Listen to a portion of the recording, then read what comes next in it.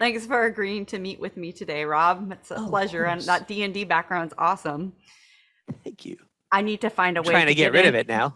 I wish I had more time. I'd be like, sign me up. I guess I should ask too, also, to start out. So I didn't even know you were doing like 3D arts. Is this something Yeah, new I for you? completely forgot to send you stuff too. I That's all meant right. to, and that's my pandemic skill.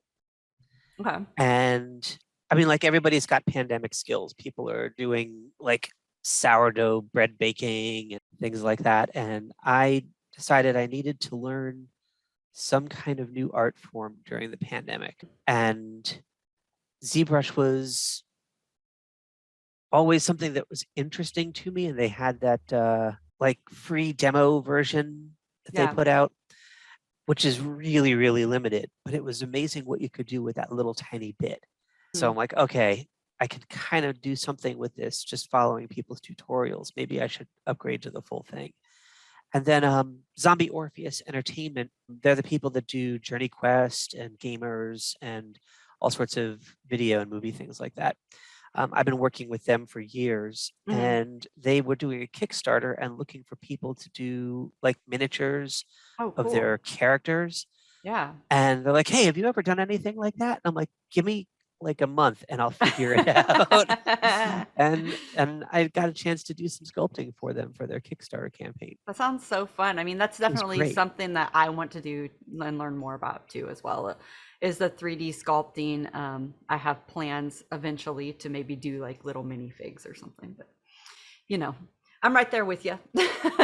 Cool. It's a really cool, but I haven't even tackled like ZBrush yet. I've just been using Medium, which I fully recommend to anybody. For me, it's like kind of getting around the 3D program. It's a kind of like more of a tactile thing, kind of more like sculpting in clay because it's in 3 dimensions around you. Yeah. So I fully recommend that to somebody who's like a little overwhelmed by, like I am, of the on-screen 3D applications. So are you using like the goggles when you're Yeah, doing yeah, it? yeah, yeah. I plan on Neat. streaming on Twitch with that eventually, but I haven't yet. I've got to test out my other system and see. The 3D art thing is really cool, and I think it's kind of the wave of the future, and especially the VR art in Oh, general, or 3D definitely. experiences. So that's something that I'm really interested in getting into, and it's cool to see that you're getting into that. Do you have any like 3D models you could like throw up on screen really quick? Oh, You could yeah. you want to Let's see. show? I've got, well, I can show you all of the things that I've done for backgrounds. This is my orc Ooh, warrior guy. that's cool. And yeah, he's kind of fun. His armor was really tricky to sculpt. But And did you paint him in ZBrush as well? yeah, Or yeah, everything in that is ZBrush, and the that's turning really cool. of it and everything is all ZBrush. Then the background is just something that I found. Can you That's like a animate panoramic in thing. ZBrush as well? Like, is it fully capable? I don't Ooh. know much about it. Oh, I Okay. wish it was. And You can take ZBrush models and import them into Maya and then okay. animate from there. I Hmm. think you can do a little bit of an import to Blender as well, Okay. and then do animations through the Unity engine. Somebody was saying something to me about that, but I'm not really sure exactly how that works. Oh, he's It's cool another one too. of my guys. It's like a shaman. Yep. And Cool. his skin turns red as he turns because he's going through a transformation right now. That's awesome. I love that you were able to do that, pull that off with the like with the ZBrush as he turns, he's getting redder and redder. Well, that's actually Adobe After Effects Oh, that I okay. did that I in, love that where though. it's two models. I repainted the model and then rendered the turn, and then blended the two versions Cool. together in After Effects. Okay. All of the things that I've been doing for like pandemic skills, you know. Hmm. People would probably commission you for these if you were down for that. And Oh, I I know would it takes totally a be long down for time, that. but I'm sure I that they mean, would be if like, they if I could, just all the people that are probably D&D, playing due to pandemic and stuff anyway, and having that as a socialization, like they all want their character in the background like this. This is who oh, wouldn't? This totally. is totally cool. Yeah, I mean, if somebody wanted to come up with what it would cost to do something like this, I mean, I Yeah, spend, God, I gotta think I spend at least 20 hours on each one. this is really So not as so it's bad like, as I would think, though. I thought would think it would take you a lot longer. So oh, practice. It's all yeah. practice, you know. But yeah, if somebody wanted to pay for 20 hours of my time, I'd be more than happy to give them a really cool D&D That's really background like cool. this. I'm already impressed. You're kind of a artist after my own heart because you do like so many different mediums, and I'm always dabbling in different mediums. Totally. And you kind of have to these days. And I've noticed like you've gotten Diversify. into the recording Oh yeah. and all of that, and it all comes from the same place.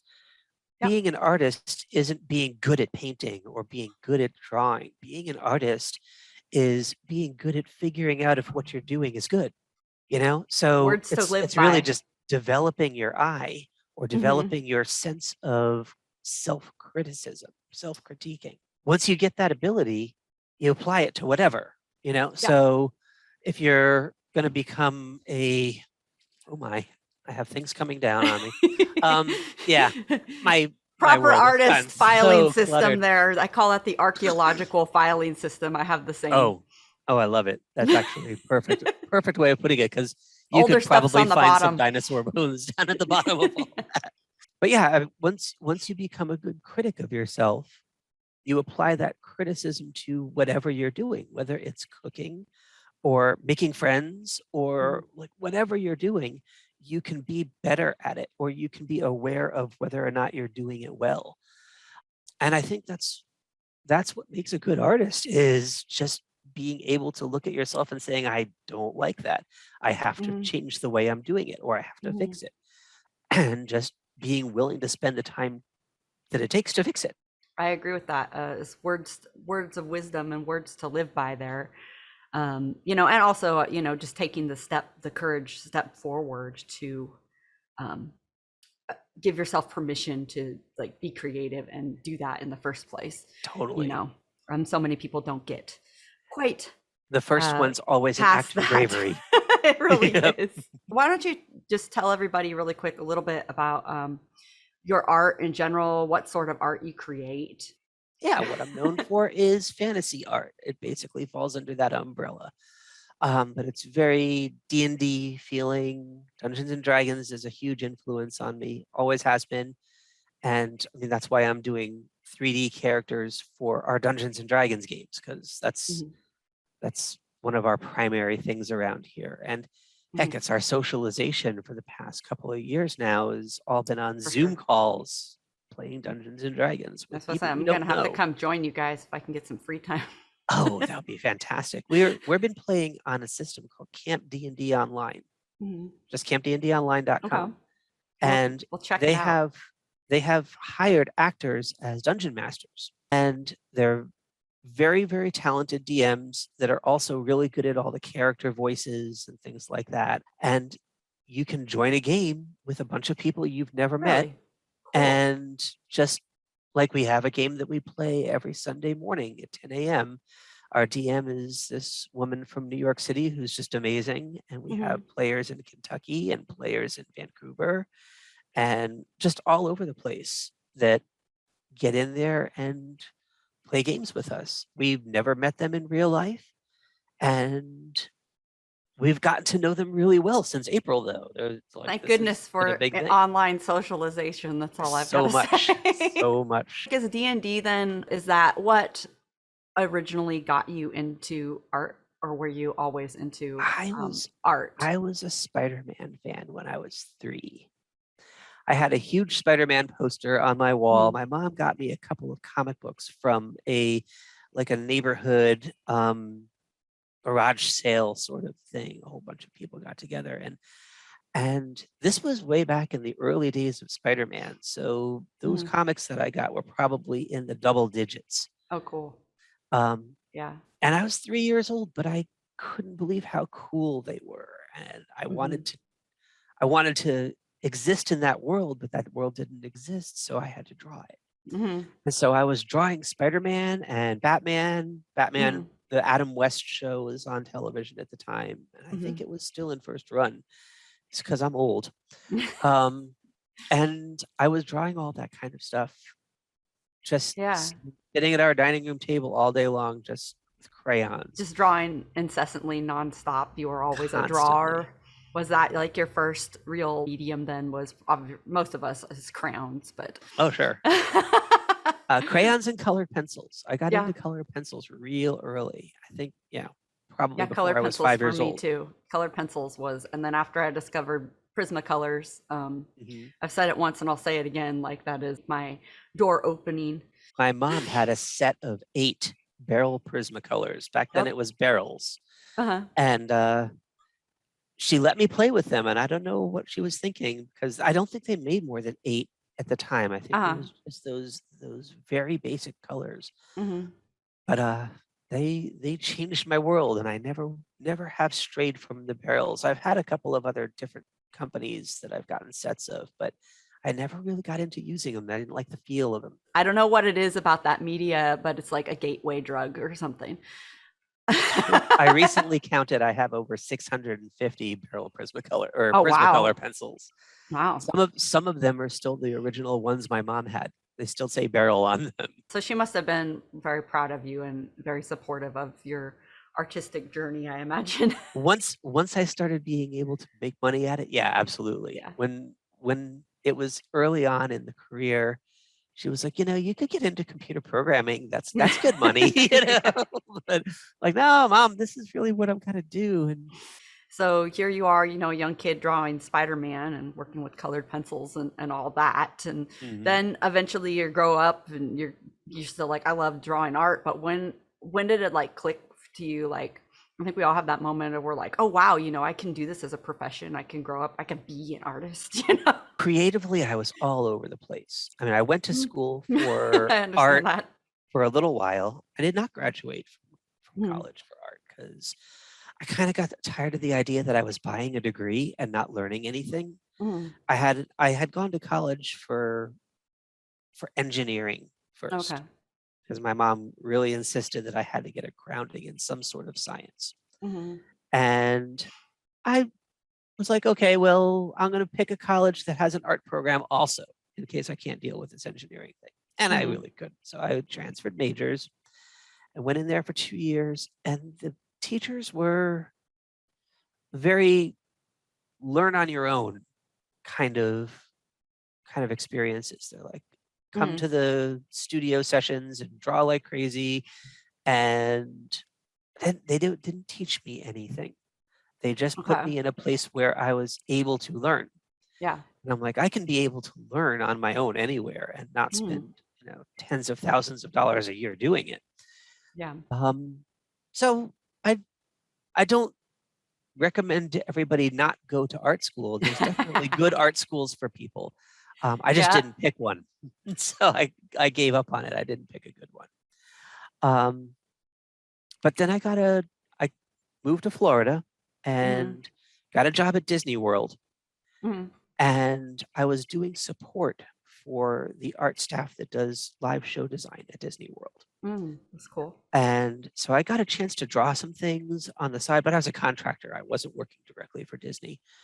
Um, Basically keeping track of their illustration files and things like that. They had the huge flat files with giant pages of illustrations and stuff. Right. And I got to know all of these amazing artists. And this was Mhm. back in the Little Mermaid and Aladdin and Beauty and the Oh. Beast days. But I got a chance to meet a lot of the artists that worked on those movies. Mhm. Um, and the people who were building the shows at Disney World that went around those movies, the people that did the Beauty and the Beast live show and all of that. Yeah. They were creating the stages. And they were extremely inspiring. Mhm. There's some of those people that I've actually gotten back in touch with recently that were always huge inspirations to me when I was getting started. But when did I guess I became a career artist at a printing company in Orlando doing Mhm. graphic design. Okay. And I was doing a little Photoshop stuff. They were just looking for someone who knew how to use a computer.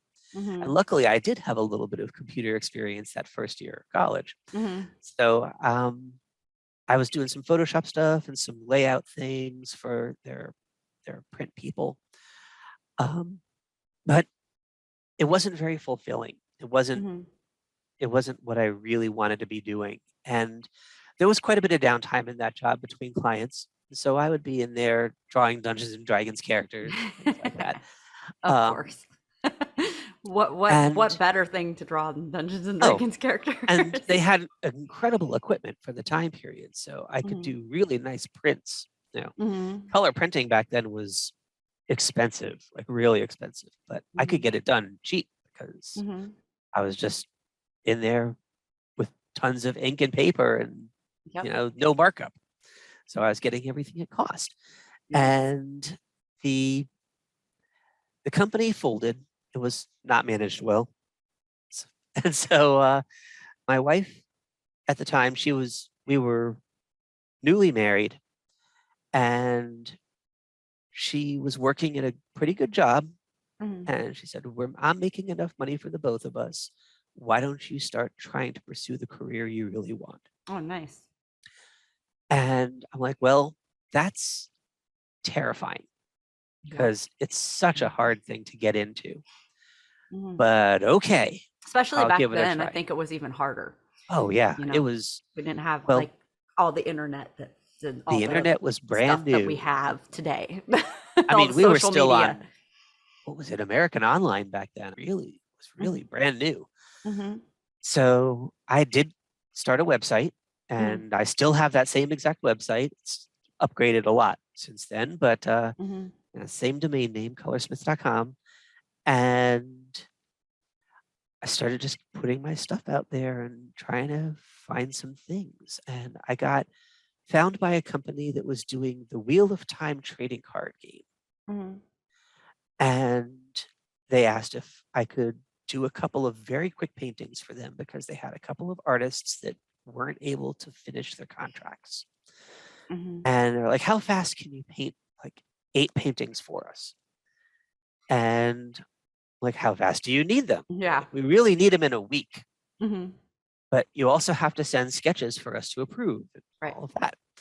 Like, I can do that because I thought to myself, if I tell them no, I can't do 8 paintings in a week, then I'm Mhm. cutting myself out of my first possible job. That's right. And that's crazy. Yep. So basically, you say yes and then you figure it out. Yep. I think we've And all been there. yeah, my wife will attest, I didn't sleep much that week. And I figured out how to cut some corners, and I did a layout of all of the boards in my Mhm. backyard and in the apartment that we were living in, just like lay out all these boards on some cloth on the grass and just started airbrushing all of them all at once to give them backgrounds. Mhm. And then sketched out these things and sent in scans of the sketches, and they said, sure, go ahead and just get these done. We just need them in a hurry. We don't care at this point.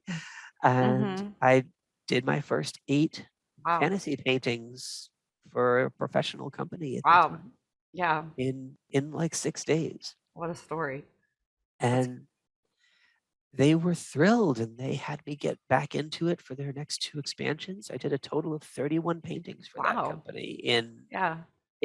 about 6 months. Mhm. And then they folded. Mm. They invested their money poorly, Mhm. and all of the royalties that they were supposed to pay us never happened. Mhm. And it was only because my wife was the squeaky wheel and on the phone with them literally every day saying, pay us for what was done, Yeah. that we actually made anything. A lot of really big name artists were completely stiffed on that project. Wow. People who I was huge fans of Mhm. just didn't make any money at all on it, and they just vanished. But Mhm. I got my work out there, and Yeah. really that's what matters is you get in that first product and get seen by people. And I Mhm. got seen by a guy up in Canada who was doing a role playing game, and Mhm. it was a brand new thing that he was trying to start, and he needed somebody to do some interior illustrations. Mhm. When I say some, he didn't explain to me that I was the only person that Oh, he okay. was hiring to do interior illustrations for this big hardcover book. Yeah. And he had already commissioned Julie Bell to do the cover of the book. And I'm a huge fan of Julie Bell. She's Who amazing. isn't? She's like one of my She's artistic idols. she is the most encouraging person you could ever possibly meet. You got to Yeah. meet her when you can. Well, She hopefully someday I'll have that opportunity. she did the covers, and Yep. I did 98 interior illustrations for it. Wow. It was great that I was called onto jury duty because I just brought my sketchbook with me. And I still have copies of that book out in my studio somewhere, just piles of At interior the bottom illustrations. of the archaeological filing Very system. bottom of the Yeah. filing system. Yes. Um, but yeah, just doing a couple of things, getting my name out there has Really kind made all of the just difference. catapulted you into this career of I'm a Exactly. fantasy artist now, and It got me over the imposter syndrome. The big price one. to being good at being critical of yourself is Mm, that you're very critical of yourself. So as soon as you start realizing that you're able to see your mistakes and your imperfections, mhm. you assume everybody else does too. And you might Yep. be right, and you might be overthinking it too much. The imposter syndrome comes from being able to be aware of your mistakes and your failings. And so Yep. once you realize that all of those things that you're seeing aren't really things that other people see as failings, they see it as style. Then you get over your imposter syndrome. You're like, oh, I have a style. It's not a mistake, it's a style. It's my style. Yeah, I mean that's something that I've struggled with for years. I think is that you have to get to that point where you can't just be laboring over, oh, that hand is just not quite right, or whatever, and you have to call it done eventually. So yeah, it's like you get to this point, and I think the more things that you do and kind of crank out, the less that worry is there. But when you're first starting out, for sure, at least for myself, you're wondering, okay, is everything right? Is my all my perspectives right? Is everything okay? And you get so ingrained in this minutia of, oh, it has to be just so. Well, you and I Um, also have the problem of having incredible idols. yeah, The people who inspire us are like Boris and Michael like we Whalen want to do and that. these people Yes. who seem perfect. Yep. And those people can all look at their work and say, well, this is the problem with what I did here, and I didn't like this. And we're like, wait, but that's perfect. How do you not like that? That's why they're great Um, artists too. I mean, right, they right. have that ability to do that. And hindsight is a pain in the butt, but I learn most after I complete a painting, and then I look at it like 2-3 months later, and I'm like, oh, okay. I learned something today. I could have done this differently. Or if I do like a repaint, then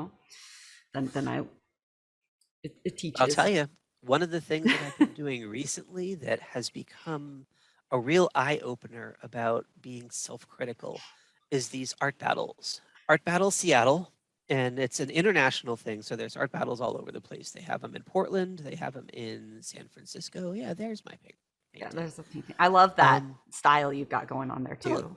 thank you. That was a 45-minute painting. Mhm. And when you only have 45 minutes and then they cut you off, you're done. You have to be quickly critical and willing to let some stuff go. Yeah.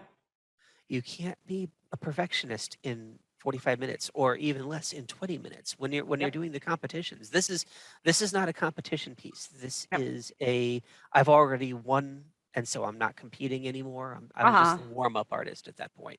Okay. Um, when you're doing a 20-minute competition piece, what you can get done in 20 minutes is never going to be as much as you're hoping it for it to be. Yeah. So you have to just be willing to say it's enough and let Yeah, it I go. mean, that's the exact reason why like I started doing more like speed paintings and stuff too. So, and this I assume your art battle piece is obviously what, acrylics Yep. or Yep. okay. It's the acrylics they provide. I think it's called Ulrecht Oh, they acrylics. provide you. Yeah. Yeah. So they're kind Okay. of like a medium to heavy body acrylics, which is totally different from what I normally use. I like my golden fluid acrylics when Yeah, I'm I like painting with those too. I acrylic. recently switched to those. So, that's a good segue. Like I was going to ask you like what is your favorite overall medium Oh, I if love you have working in one? acrylics. I love working in oils, but I can do my most personally accurate feeling work in digital Yeah. because digital allows me to just correct and correct and correct until it's just what I want. In oils and acrylics, you're always fighting with what's transparent, what's drying correctly, what will pull away from the surface if you overwork it too long. And there's like Mm. all of these little things that you've got to fight when it's working with a kind of a medium. In digital, the fight's over. It lets you do whatever you want to do. Yeah. If you want a perfect 100% white, you don't have to worry about whether or not you're going to have full coverage, how opaque your white paint is, things like that. It's white. Poof, Yeah. there you go. You got it. And you can paint in all sorts of different types of effects when you're working in digital. Like I love in Photoshop using the color dodge brush. Hmm. I like that Um, one too. just just creating unbelievably powerful points of light on Mhm, your painting that are a little bit out of your control. Like mhm, you're not finagling it too much. It's doing what it's going to do, and it's a mathematical thing, but it's not a mathematical process that is in your head as being this is what's going to happen.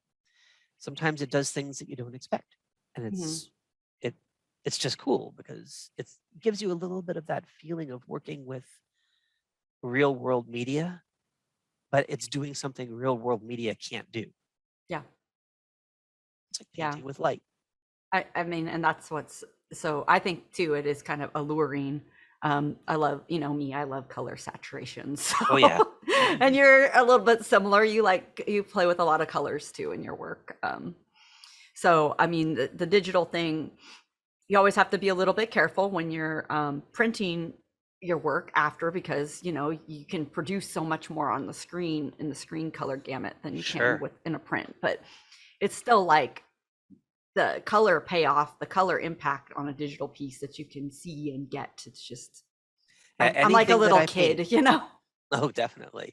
Anything that I paint though, I always look at it in CMYK before I finish it up, Yeah. Hmm. because you're going to always be a little surprised by what goes away when you change it to CMYK mode. And a printer is always going to do that. So Hmm. suddenly your bright greens and your bright pinks just drop right out I know it's and kind of a turn bummer, dull, right? right? It's a you're But almost then like, you've got to, maybe I should just create for web viewing. yeah, and some artists do that. That's perfectly legitimate. Totally. Yeah. Well, let's see. I wanted to look at some of your work too, and I Sure. have up here. Maybe you can tell me some of these are. So you can kind of tell me, like, is it digital? Is it traditional? What was going through your head with the This different is, pieces you sent over? This is a really cool piece, by the way. yeah, this is So totally kind of traditional. dark. This is Mm-hmm. one of my And art it's newer. students who has become a huge like Instagram influencer, and Cool. she's doing all of these cool cosplay photo shoots. She did this one, it's called Lust. Cool. And when I looked at the cosplay photos, I'm like, your character needs dragons. She's like, Ah, oh, it would be so cool if my character had dragons. So I painted her photo with the dragons. yeah. And I did this really weird thing with it. I don't know if you can tell in that background on the digital version, but I found a lace tablecloth that was really interesting. Oh, And I airbrushed black through the lace tablecloth on yeah. I top of can a kind of green see background. back like over here these Yeah, textures there's all of these textures happening, right and all here. of that is airbrush I with love a this. with a Yeah, that's tablecloth beautiful. resist. I love that. Yeah, that's a great idea. Yeah, airbrushing over a green background with black through lace. I love that. It It creates was just a totally fun. beautiful texture. Yeah, and why not? Like, and it's creative and it's super fun. I love like your work too. Kind of like mine. You zoom in there and like there's all the like Oh, we yeah. get detail happy. Yeah, this is like a low resolution version of it. The Right. full painting, I think, is 18 by 24. Okay. And you can just get right up on that painting and see all sorts of stuff, like all of Yeah, these that little sounds cool. And I the love little like her details of headpiece things too. around her face, all the little chain bits and Yep. everything. Yeah. Super cool. Well, you're And lucky to have she made such. all of that. It's all real stuff. Oh, awesome. That's so cool. Yeah, I'll have to check out her Insta. I think it's the Elfin Artist, An artist. I'll give her a ELFIN okay. I'll go. artist. Anybody out there who wants to give her a follow, go give her a follow, and I'm gonna go give her a follow. She has many thousands of I'm followers. sure she does. She This is does something that I like to fitness do stuff. though, is make I made a little mermaid crown, and I love doing like little crafty Nice. things like that for fun. You know what I'm saying? Definitely. And I've seen you wear them at conventions. Oh yes, That's always fun. I'm always DIYing stuff. So this is one of your murals. Maybe you could talk a Yes, little bit about your mural work. the mural work has been a great time. I'm terrified of heights, Oh, and okay. how I learned to try and fight against that is being creative. Okay. When I'm in that creative mindset, or when I'm actually putting paint on a wall, I'm not thinking of how high up I am. Hmm. So now I've done a mural where I was on a scaffolding 75 feet up, Wow. and That would terrify me too. it was it was a little shaky getting up to that point, but then once I Hmm. was up there and actually working, I stopped thinking about where I was. Hmm. And so I've been conquering that fear that way. Hmm. Highly suggest that for anybody who is creative and you have a fear of something, Yeah. start being creative and using that fear or fighting that fear in the process. Hmm. Because activating your creative mind makes it so that the fear side has a harder time grabbing your attention. Hmm. Interesting. I wouldn't have thought that. I mean, for me to get on a 75-foot scaffolding, I would be a little bit freaking out too because I'm not the most comfortable at heights. But murals is something that I've always also thought would be like really cool to do, but it's such like I love working large, but it's such a Mhm. big canvas. Like, how do you um, describe to me a bit about your process? Like when you go through the murals, do you have a team of people? Are you doing it yourself? On Do this you? piece, I had a team Okay, actually. this one did. This piece was myself and one of the young women who worked at that shop at Crescent Moon Gifts. Hmm. She still works there, and um, I love this little guy up her here too. significant other was also involved with it, and they did the card soldiers that are up Yeah, on the I top like of this little the guy. Yeah, picture. They did all of that. They designed the card characters and the cool. banners and got up on the ladder and painted them. Hmm. So that part of that is actually not me at all, Hmm. which is great because I like getting younger people a chance to learn the skill and actually apply it somewhere and then stick their name on it at the end. Hmm. So yeah, if you look at where it says the Mad Tea Party at the bottom of that photo, it's got their Yeah, names on there too. I see that. So like how do you but when you go to do this, you start with a sketch obviously of like what you want to do. But then are Exactly. you using like projectors? Like how are you explain to me a little Yeah, bit this about your is tricky. process? Like how are you getting the image from sketch to completion here? I get a really good photo of the wall that I'm going to be using as straight as I can get it. Hmm. And there's always identification markers on that wall somewhere, whether Hmm. it's little pieces of the concrete that have chipped or like whatever it is. There's Hmm. always places on the wall that you can use as a reference point. Hmm. And with this one, obviously, it was that siding. All of those horizontal stripes were Hmm. really obvious. Yeah. So I get the wall and then I take the sketch and I place it in a layer, in like a multiply layer on top of the photo of the wall. Hmm. And then I know exactly Okay. where things are going to fall. Like there's a line that goes through the bunny's eyeball right Yeah. there, right? Yep. And that way I know when I'm doing the sketch on the wall, the bunny's eye has Okay. to fall like halfway up and Kind of halfway like down on grid it that. out almost. It's like using a grid or Right. It's something. kind of like using a grid. And I will usually find like a halfway point and the 1/4 and 3/4 point vertically as well, Hmm. and mark those off somewhere so Okay. that I can hit those spots as well. Hmm. Um, and then just basically I'll take a little black paint and a nice skinny brush and sketch it all out there and Hmm. make sure that the sketch matches the places on the wall that are specked out. And it never quite works exactly like I expect it to, because I'll Hmm. miscount something. I'll be up on a ladder and I'll think I'm counting 7 squares or 7 lines down, and I'm Mm. actually at 8. And then I put something there and I get off the ladder and look at it from a distance like, oh, well, that's distorted. That came out all wrong. I got to get back and paint over it with gray or white or whatever and then resketch it.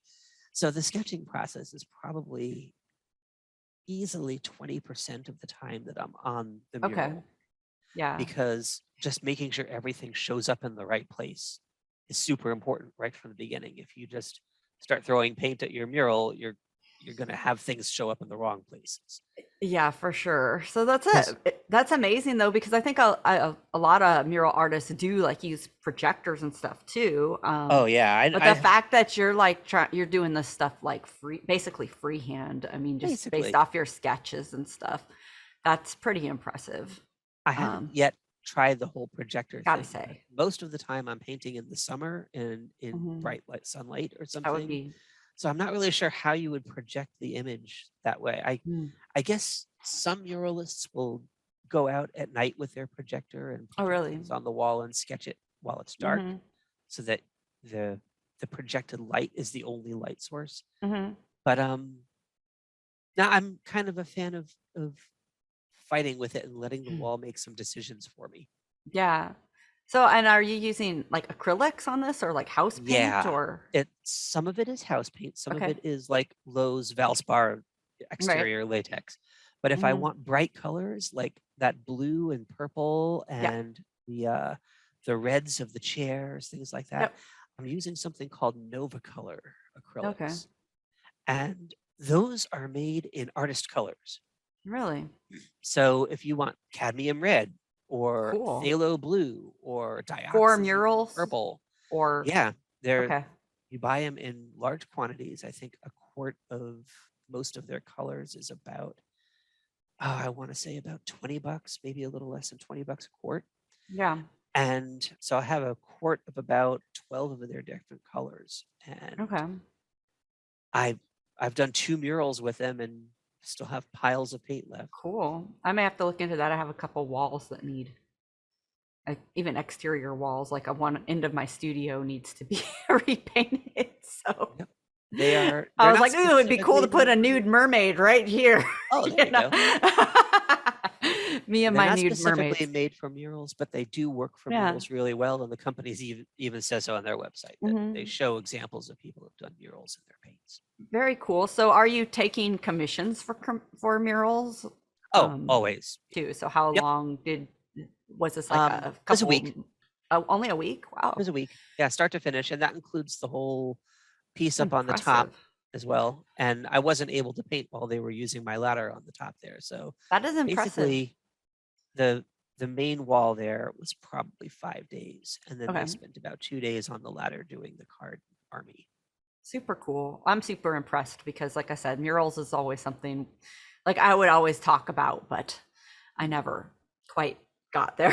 I Well, just got next too time I'm busy doing doing a other things. mural, hopefully I'll have a big It comes down project to to do this summer. okay.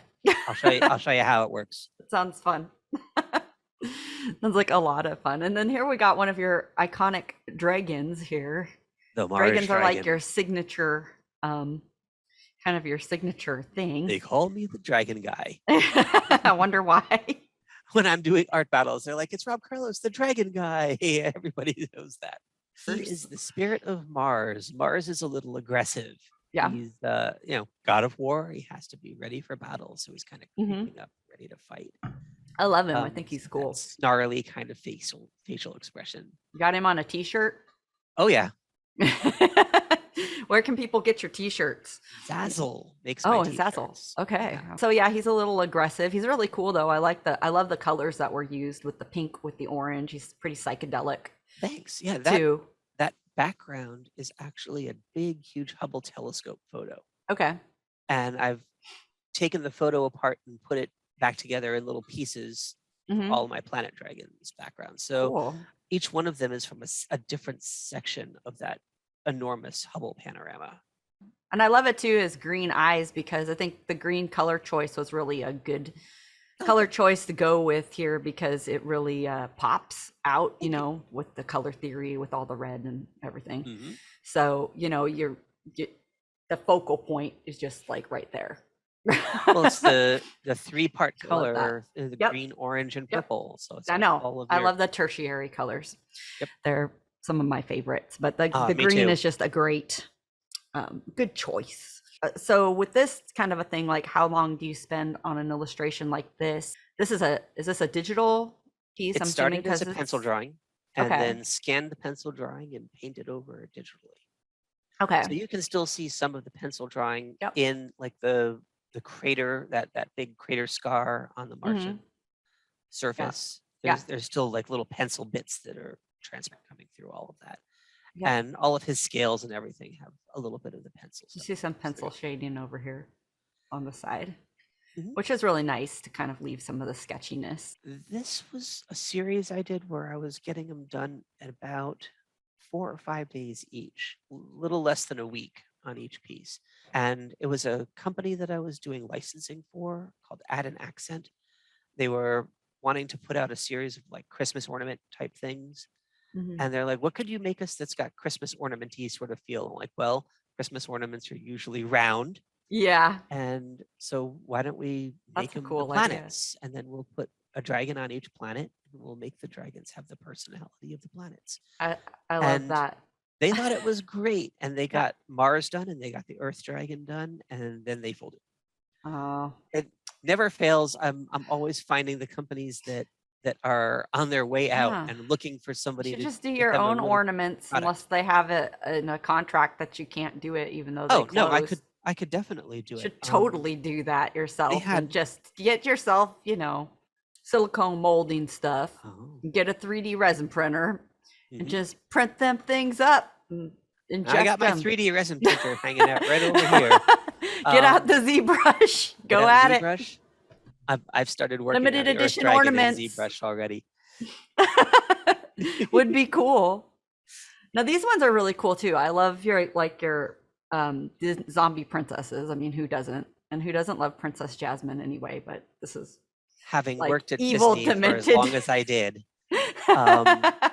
there was just a little Disney in my soul that I had to deal with, and my time at Disney wasn't all positive. You're taking it out on everybody has, Disney. positives and negatives. But I was actually on a medication for my asthma. I have terrible asthma. Mhm. And it was a steroid medication. So when they say roid rages, that's like a real thing. You get angry for no reason when you're on steroids. Mhm. And I was trying not to take it out on my family. So I was drawing the anger. Mhm. And the drawing the anger came out being Disney princesses for some reason. And It in works. the background, you've got Rapunzel swinging around. Off of I her know. hair. Well, she's like in every one, I think, She's too, in that she every did. piece. But I love that. Absolutely. There's a Little reason Easter for the egg. theme. Because Rapunzel was the first Disney princess who had a weapon and actually used it on someone. She's going to save us from the zombie princesses. That's right.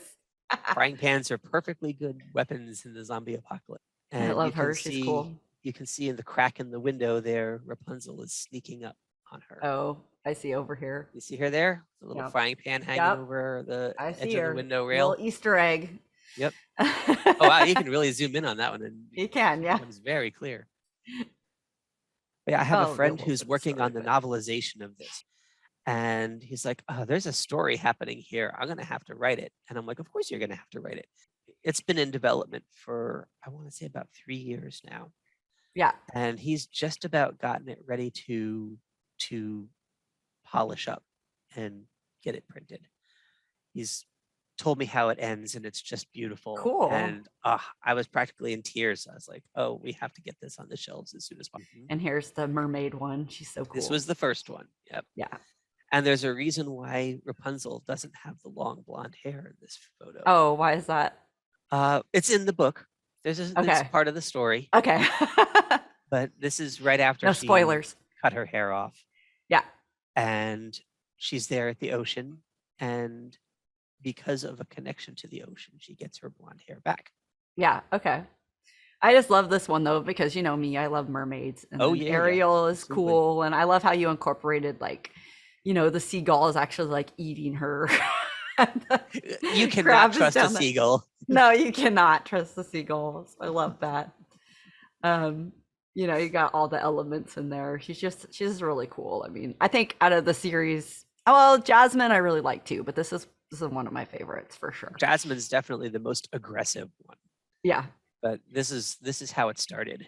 So it's always Yeah. going to have a special place to me. It's This is actually a real painting as well. cool. Not digital. It's Cool acrylic. ones. And this one's acrylic. Gotta love those golden acrylics. You get those I bright, sharp know. colors. The golden ones I really like, and they do make a difference. It just depends on the style that you're trying to go for. Yeah, I don't tend to paint thick either. I know Yeah, I gotta think that's part of my frugality. It's me like too. if you paint thick, then you're out of paint. Yeah, The stuff's not cheap. it's not. What was your But yeah, this inspiration is for one that I this actually one? did live. Oh, you did this one live. Um, Okay, I started it live at least. I brought it home and finished it, but I was at a convention cool. and they had asked me to do a painting while I was there. So I started this one there. That's all the sky and the pine trees and basically the rough layout of the dragon shapes and the butterfly shapes are all done in front of an audience. Okay, This is Mischief and Innocence. They okay, are my company mascots. okay. So if you ever see like my business card or my logo, it's got a Yeah. hatching dragon, and that's the black dragon hatching in the background there. Okay. You see these guys in a couple of my The pieces. butterfly on his There's nose too. I didn't notice that at first. that's why he's standing so quietly. He's like, oh, I don't want to lose the butterfly, and it's reflecting in his eyes. And this is on canvas too, That's or what do actually you? on Masonite. Okay, Yeah, I paint yeah, a lot I'm of my on. acrylic pieces on Masonite. I'm going to Masonite too for just about everything these days. It's traditional. Gesso that and sand it down, and Yep. you've got this Yep. beautifully smooth surface that you can get as much detail as you want on. Yep. I love it. And it scans really well when it's done. You don't have to worry about the scanner picking up all of the little canvas. I know. I love it. It's It's not so glary. I like this one too. It's a cool temple. What can you tell us about a little bit about this guy? this is my Have a dragon. story. Is your We dragon? all have a dragon, and this is my dragon. Okay. It came from a need for a convention that had me coming out as the guest of honor. Mhm. When they asked me to do it, it was because the guest that they had originally booked had passed unexpectedly. And they needed me to come up with some sort of art for them very, very quickly for their t-shirts and their program guide and all Mhm. of that. They were literally like, if you could have it done last week, it would be great. This was Always the that first way. time I didn't do a pencil sketch when I was digitally painting. Okay. This is my first sit down and paint something digitally. And turned out it was my dragon. It was in 2012. So remember the end of the Mayan calendar that year? So they Yep. said, can you integrate the whole end of the Mayan calendar into the artwork for Yeah. our convention this year? I said, sure, I have a plan. I'm going to do it. And so I have the dragon rising up over a Mayan temple. The Mayan temple. Yeah. Heralding the Armageddon that was approaching. So he's That Armageddon didn't dragon. that didn't happen. That didn't happen at all. Just You were really able to strong. strong, He's yeah. really like he doesn't put up with a lot. Yeah. I can tell that. And then you mentioned like we all have dragons. I know that you I've heard that you actually see people's dragons. How did that come about, and how do you go about channeling somebody's dragon when you are you're creating this thing, you're seeing it. Mhm. It's quite a skill. My wife and I had a very good friend. Her name was Christine Winters. Was an amazing psychic, Mhm. like a psychic on a level that I didn't even realize was possible. Anytime she told us something that was going to happen, it did. Oh wow. And Mhm. usually she could tell us exactly when that was going to happen. Like my wife lost her job, and she's like, "Oh, don't worry, you'll have another one in 3 weeks." She's like, just collect unemployment for 3 weeks and you'll have another job. Mhm. And literally 3 weeks later, she had something else. Wow. That's just how Christine was. She kind of didn't always live in the present. And Mhm. she would accidentally tell us things that were going to happen in the future and then be like, oh, I'm sorry, that hasn't happened yet. Just forget I said anything, Mhm. The year she passed, it was about, I want to say 6 months before she passed. She looked at me one day very, very intently and said, Rob, why aren't you painting the dragons that you see around people? Mhm. And I'm like, well, that sounds like crazy talk. But because you're the one who said it, I have to ask why. What are you talking about? She's like, Mhm. well, here, take a look at your portfolio. And she showed me in my work who I was living near or with or around at different stages in my life based on the kinds of dragons I was painting. Really It's like, here, this is when you lived with your parents, and this is when you moved in interesting. with your friend, and this is when your wife came along. And like these dragons represent certain people that you're around all the time Hmm. because you can see them. Now, you need to start doing that more consciously instead of unconsciously. I'm like, how do I do that? She's like, oh, we'll sit down and work it out. There's things you can do with your eyes and stuff, and you'll just kick in your pattern recognition engine and they'll just be there. Okay, that sounds nuts, but sure. And sure enough, I did these things that she was talking about. They're literally like eye control exercises where Okay. you learn to see something that Yeah. you're not focusing on. Uh-huh. You have to change your focal length. So when you look at something, your eye automatically focuses on that thing. Hmm. Consciously, you can stop that and you can start Hmm. looking at a different focal length, even though you're looking at an object. Hmm. It's not easy, and you get headaches the first couple times you do it. I had terrible headaches when I was drawing people dragons for the first few years. I've gotten past that, but and this was, I want to say, almost 11 years ago. I started Yeah. doing this, and after about a month and a half Hmm. of working with Christine on this, I started being able to see this kind of triangular wedge-like shape behind her when I was doing this. Hmm. She's just like, draw whatever you see. As soon as you see something, draw it. Hmm. And the more I drew it, the better I saw it.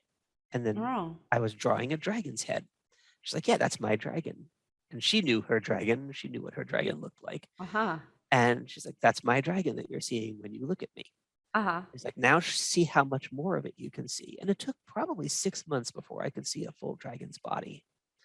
I was seeing the head, the neck after the head, and then I would see a little bit of the shoulders and the wings. And then I finally got to the point where I could see the whole thing, the tail and everything. Hmm. And she's like, and there's things about what you're looking at that are important to the people who you're looking for. That dragon that you're drawing follows me around and it changes how it looks Hmm. based on things in my life. Hmm. And you'll be able to do that for anybody now. And Wow. turns out, yes, I can totally do that for anybody now. That is So so cool. I will go out and draw dragons for people. Uh-huh. And yeah, I can do it from photographs or whatever. It doesn't matter. I can do that whole focal length eye trick in a photograph too. Wow, So it's what a fine. skill. Like that is Um, crazy. and I'm not the only one who does this. There are Uh-huh. there are quite a few people in the world who can see people's dragons. And when I say dragons, Hmm. that's a loose term for a higher dimensional being who's following us around and watching our story. Hmm. And depending on why you're looking at it, you might see something different.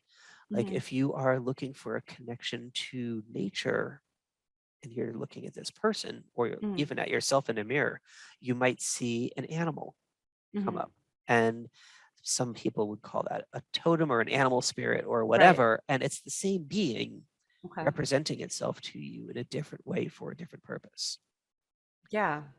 The dragons give me more information about a person using their anatomical language that my wife and I have been kind of learning for the past 11 years. And it's Hmm. going to be an ongoing process forever because there's so much that they can tell us. But I can sit down with a person and draw their dragon and tell them what I'm seeing means to them. Hmm. And it's always very specific and uncannily accurate. It's That's not like a interesting. psychic reading. It's like a spirit telling me something about that person that they need to know. The spirit has decided they need to know it, Yeah. or the being, whatever. I say spirit, and it's all loose terminology for things that we don't have words for, really. I mean, Yeah. I mean, would you and say it's similar to like people who see auras or that sort of it's thing? actually, I thought so at first, but it's actually entirely different. Okay. Auras are generated by us.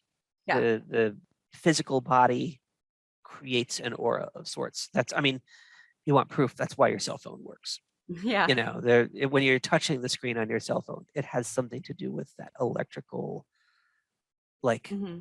field around a person that's interrupting the conductivity of a space, and so it knows where you're touching.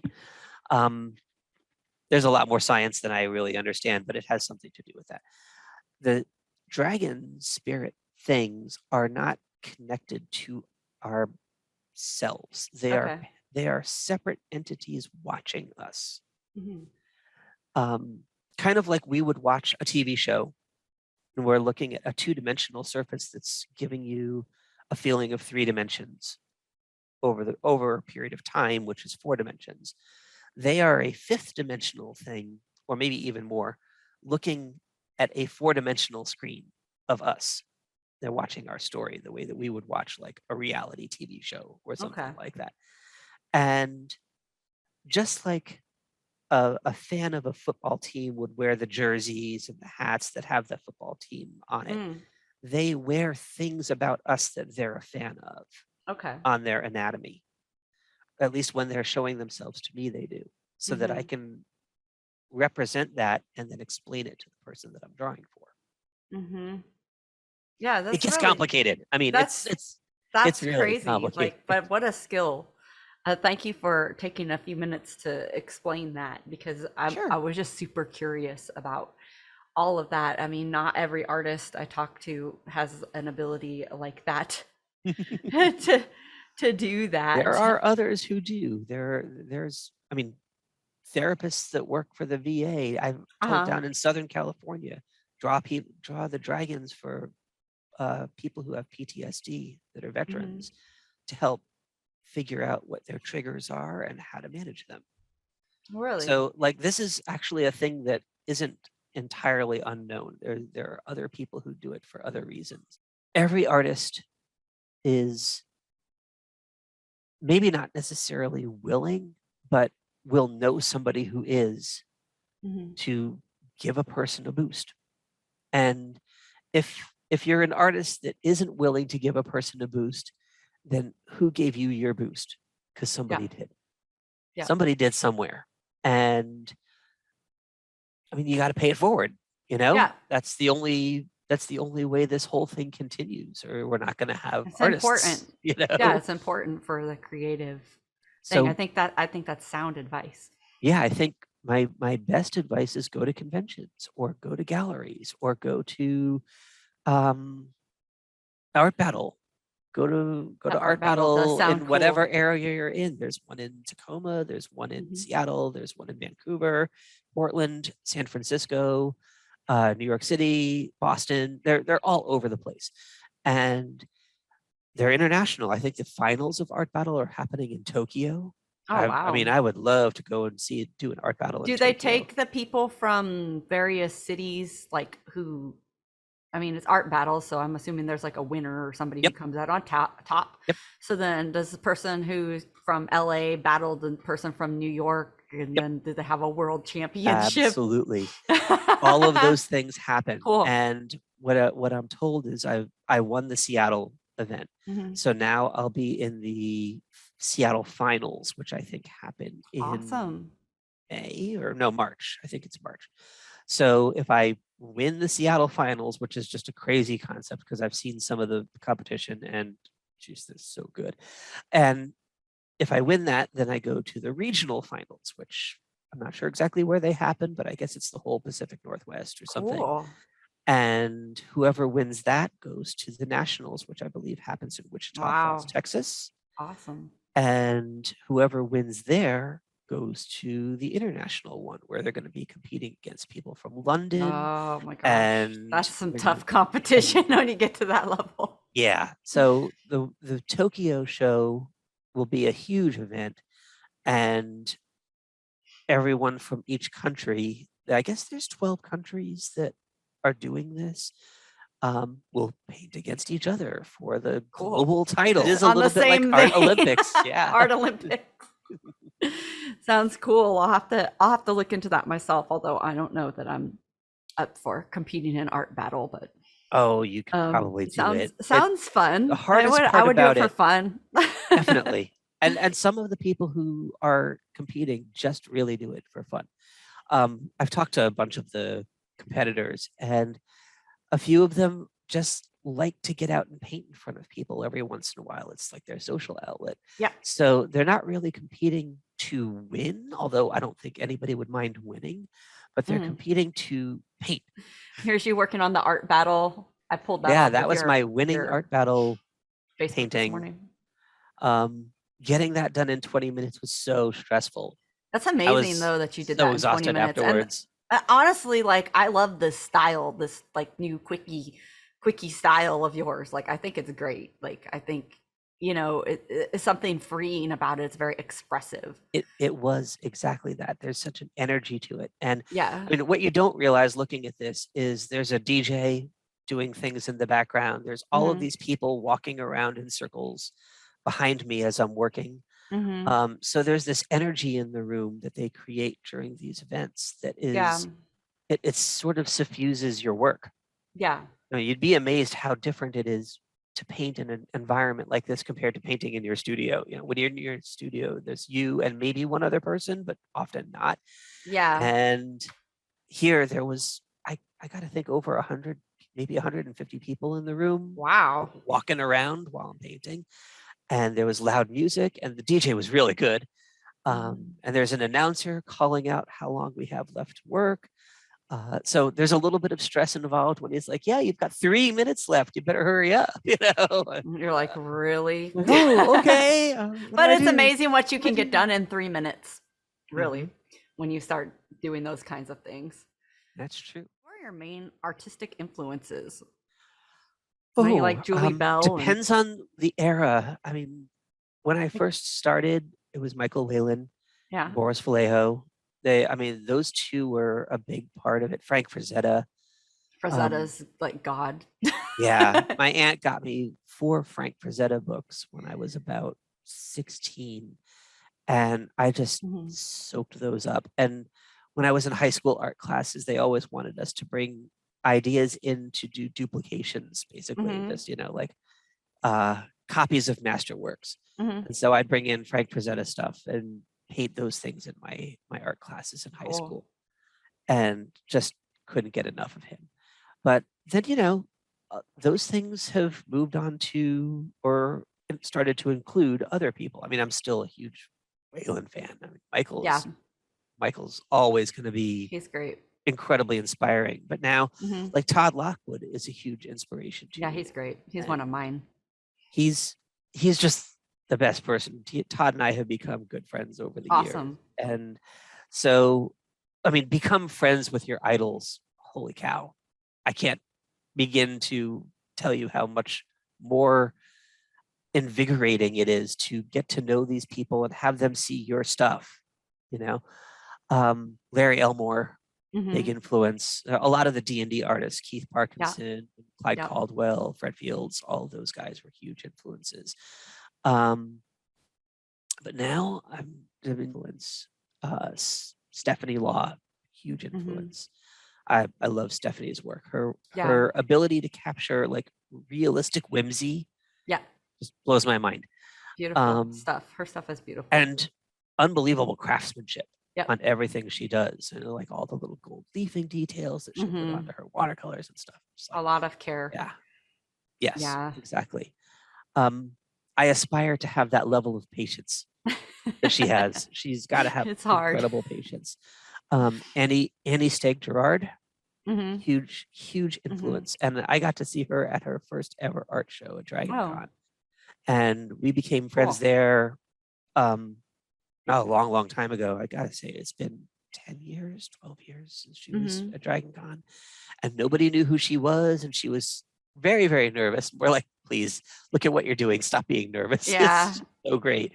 And by the end of that show, I was looking at her work with Todd, and his he's like, and she's, I think, maybe in her late 20s at the time, and we're Yeah. just the old guys looking at her stuff saying, man, when I grow up I want to paint like her.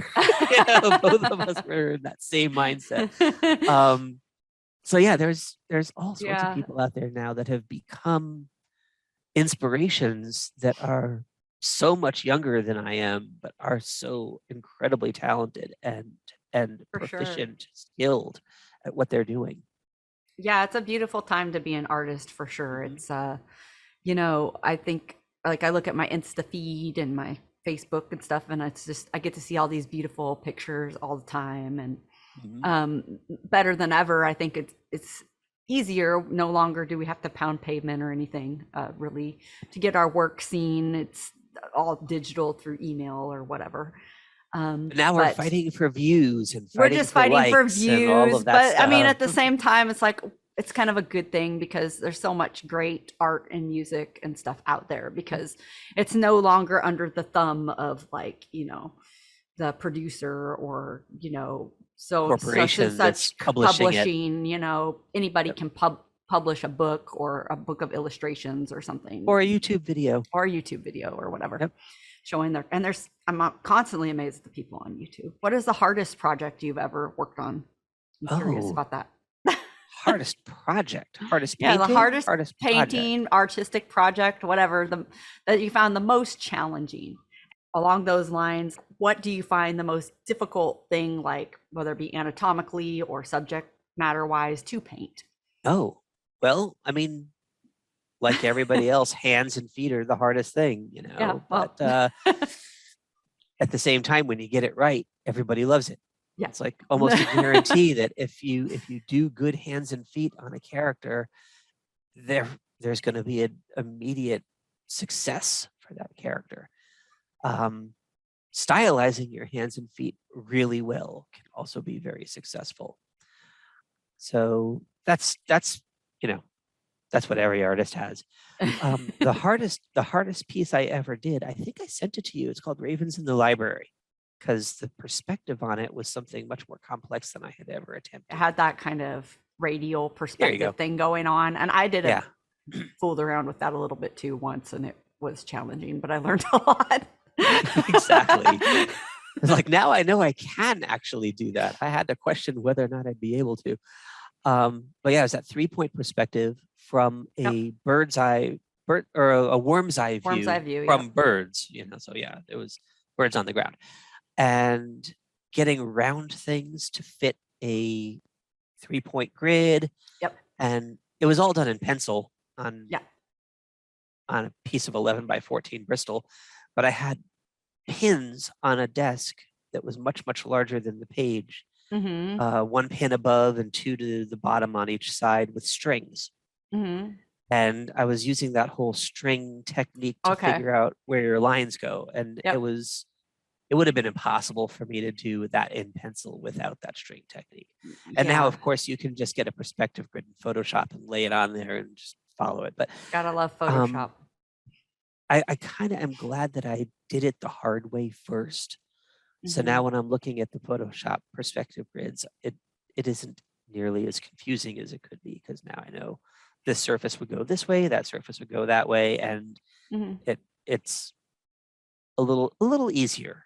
And you did a really good job capturing it, I think. I mean, I'm not a perspective like super nerd or anything, but it all looks cohesive to me. It looks good. And you get the upward feeling here. You have a pretty good I think I enjoy your compositional sense, how the eye kind of follows its way up here and around, and it's very intentionally your eye, it keeps your eye moving and then coming back to the bird and then up and around. It has that phi equation thing, the golden circle, or like the Nautilus sort of shape. Yep. And if you look at it, it starts with that bottom bird on the right, follows up and around, it goes around the curve of the ceiling, and then back to the bird, and then you find the hidden bird in the middle at the end. Because there's that one hiding behind the books right in the center of it all. Yeah. And I think that's really, it's a really good composition. Thanks. So I'd say it was successful, and I can see why it would probably be one of your most challenging ones that you've ever one of the most popular ones I've ever done. That's awesome. It is by far my best seller that doesn't have a dragon in it. So what's your most favorite then? Oh, my favorite is the Armageddon dragon on the Mayan temple. He has a special spot in my heart because he's literally my dragon. This guy, yeah. There are a lot of things about him that represent me. What sort of goals and artistic aspirations do you have moving forward for yourself? Um, Getting things three-dimensional is always a thing for me. That's a goal. And not just three-dimensional like 3D printing, but things in the world, like doing more murals. I really want to Mhm. just pursue the mural thing for as long as my body will allow me to. It's physically demanding. It's like real honest to God physical work to do these murals because you're pushing a paintbrush into a textured surface. You're not just like Yep. dragging it across it like nothing. It's Yep. like pushing that brush into the concrete bits to make sure it's all covered up. I want to do as many murals as I can. Mhm. That stuff Yeah. is real and it lasts. Lasts as long as the building owner will allow it, which isn't necessarily permanent. I've had one covered up, so There's there's that. a certain level of willing to accept that it may be impermanent. If someone buys that building and doesn't want that mural there, it doesn't represent their business or whatever, then It's then gonna it's gone. go. Yep. And you just are glad that it was there for as long as it was and people got to enjoy it. Yeah. And yeah, there's always room for more murals though. And I really enjoy making I them. think every building should have a mural personally, but I I agree. And my entire studio was a big wraparound mural. oh, cool. Yeah, If I'd you love to see go, that. if you see the studio, it looks like Hogwarts. That's It's awesome. a huge Harry Potter scene going all the way around it. Cool. Like the castle and Hagrid's hut and Buckbeak You're making me and want to do a Black mural. Lake and Yep. the Quidditch field. And like it's all the way around Cool. the whole studio building. So with that also, I know people can go to your website. What is it again? It's colorsmith.com. Colorsmith.com. Yep. And you sell your originals on there? Because I I couldn't find actually them. don't. No, I don't sell my originals there. I generally only bring originals to shows. Okay. So So if I'm somebody going to wants be an like original, Norwestcon or Oricon or something like that, they need I to come will find you if they want an original Rob Carlos generally so. I mean, if painting. if if I have an original, like so much stuff is digital that originals don't exist Yeah. unless you're going to buy the NFT of it or something Oh, like that, yes. which I've kind of been Are you playing into around with that? a whole. I have 5 NFTs that I've minted at this point Okay. on Foundation.app. Okay. And anybody can join Foundation.app, but to be a creator, you have to be invited. And my Mm, friend Ryan Bliss, who is Digital Blasphemy is his business name, mhm. invited me to start creating on Foundation. So I was like, well, it's an invitation only thing. I got to do this, you know. The way of the And future. so yeah, minting stuff is not super cheap. No. The price of crypto things can vary like crazy. And when I got started, Hmm. it was really high. But I had to give it a try and I sold one of them. So Cool. there's that going for it. Sold one and made enough money on it to mint 4 more. Cool. So Yeah. that's the goal, is to try and get more of that stuff out there, because there's a lot of bad stuff around crypto and around NFTs and all of Hmm. that, but it's all whatever we make of it. My thought is, as a creator, if I'm not if I'm saying something about it that's bad, then I'm losing the opportunity to help make it something good, Right. right? So Hmm. I got involved, and now that I'm trying to put better art out there that Yeah. is art actually by the creator, because I mean, so many things that are I on think it needs to NFTs be. are stolen art. That's yeah. I mean, I've looked into it some, and that's and I've been kind of researching it too. I just haven't gotten. So it's on the to-do list maybe for next year. But if my feeling about it is that if it's going to be done by some pirated thief anyway, who's going to steal my work and try to mint Mhm. it or make an NFT, then I may as well be doing it myself. Exactly. You know, and Exactly. like you said, you have the opportunity to make it something better.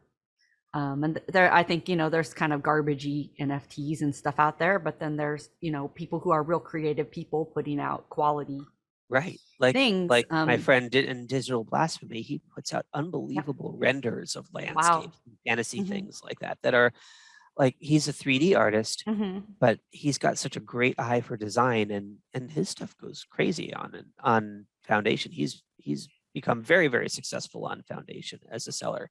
Hmm. Um, which is why he got me started on it. Mm-hmm. The opportunity for finding good things in these places needs to be better, needs to be we have to give the buyers better things to buy. Yeah. Is my thought, instead of the junk art that they're willing to buy because they want to own something. Yeah. Well, maybe they want to own something that they'll actually like instead of just junk. Yeah. And that's you know? really cool. And So put things on there that they like. that's my feeling too. All right, Rob. Well, I really appreciate you taking the time to chat with me today Yeah, and thanks for learn a having me little on. bit more about your work and everything. And I hope people will go check you out over at colorsmith.com. That would be fantastic. And maybe commission a mural or try to get an original painting out of you. Find a friend with a building who wants a mural down in PDX. I'll get down there and paint okay. with you. Well, we'll put a shout out over there, and maybe we'll get a mural job going for you, because I think we need more. The buildings downtown, especially, they're going to need some restoration. They should just put more murals up. That sounds like a really good idea. Talk to you later. Have a good rest of your day. You too. All right. Bye. Bye.